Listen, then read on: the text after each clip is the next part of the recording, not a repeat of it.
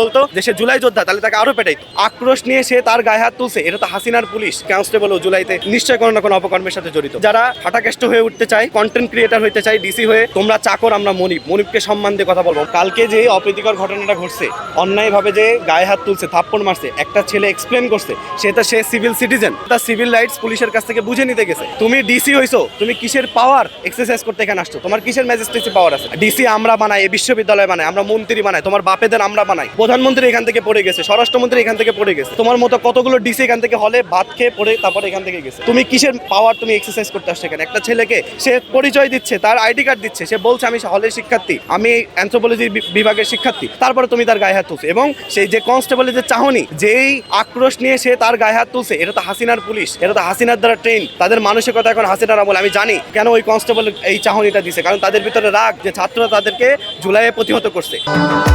ভবিষ্যৎ হোক নিরাপদ, বিনিয়োগ হোক বিশ্বস্ত, আর আমার পছন্দ সল্ট বে। ওয়েলকাম টু সল্ট বে।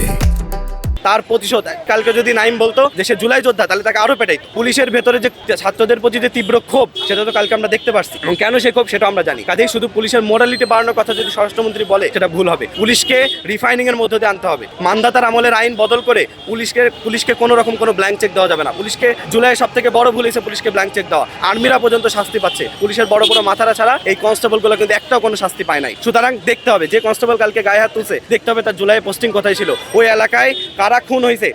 আমি নিশ্চিত করে বলতে পারি ওই কনস্টেবল ও জুলাইতে নিশ্চয় কোনো না কোনো অপকর্মের সাথে জড়িত। কাজেই এই যে যারা ফাটাকেষ্ট হয়ে উঠতে চায়, যারা নায়ক হয়ে উঠতে চায়, কন্টেন্ট ক্রিয়েটার হইতে চায়, ডিসি হয়ে, যারা এই যে ডাকসুর একটা নেতা আছে সর্বমিত্র চাকমা, নতুন একটা শিক্ষামন্ত্রী আসছে, তার কথাবার্তাও কিন্তু কথাবার্তার ভেতরে এই ধরনের সাইন আমরা পাই। কাজেই ডিসি মাসুদের মতো যারা ফাটাকেষ্ট হতে চায় তাদেরকে আমরা প্রতিহত করবো, ছাত্র সমাজ প্রতিহত করবে। কালকের মতো ঘটনা যেন বাংলাদেশে আর না ঘটে। একটা সিভিল সিটিজেন তার সিভিল রাইটস বুঝে নিতে গেছে, তোমরা চাকর, আমরা মনিবকে সম্মান দিয়ে কথা বলবো। মনিবের গায়ে হাত দিতে হয় না। যদি মনিবের গায়ে হাত দাও, দেশের 16 কোটি 17 কোটি জনগণ তোমাদেরকে প্রতিহত করবে।